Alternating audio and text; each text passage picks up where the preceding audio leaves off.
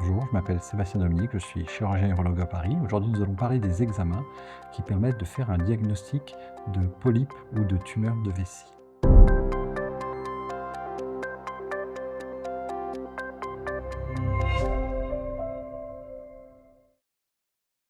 Votre urologue suspecte chez vous l'existence de polypes dans la vessie. Peut-être parce que vous avez saigné, peut-être parce que vous avez des troubles urinaires, peut-être parce que vous présentez des facteurs de risque de polypes de vessie.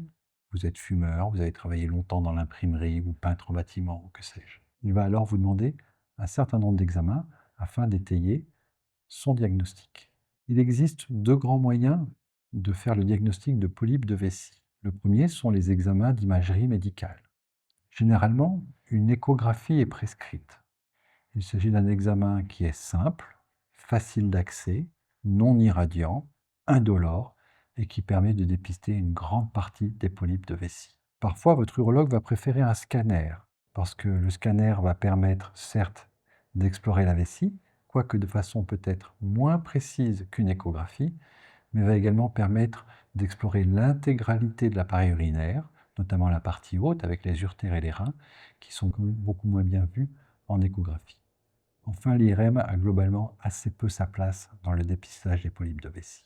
L'autre grand moyen, c'est la réalisation d'une cystoscopie. La cystoscopie, c'est un examen pour le coup beaucoup plus invasif, pratiqué par votre urologue. Il consiste à instiller dans le canal urinaire un gel aux propriétés lubrifiantes et anesthésiantes. Une fois que le gel a fait son effet au bout de quelques minutes, il va introduire une microcaméra tout à fait souple par le canal urinaire qui va progresser jusque dans la vessie. Et là, il va pratiquer l'exploration de la vessie et dépister d'éventuels polypes. Il s'agit sans doute de l'examen le plus efficace pour dépister des polypes, mais bien entendu, ce n'est pas forcément le plus agréable. Il ne faut cependant pas s'en faire une montagne. C'est un examen qui dure 2 à 3 minutes et qui est, je pèse mes mots, éminemment tolérable. Peut-être pas agréable, mais éminemment tolérable. Le seul risque que l'on peut avoir, et c'est très rare, dans 1 à 2% des cas, ça peut être une petite infection urinaire. D'ailleurs, votre urologue va vous conseiller de vous hydrater abondamment durant les heures qui suivent l'examen pour limiter ce risque au maximum, qui survient encore une fois dans 1 à 2% des cas.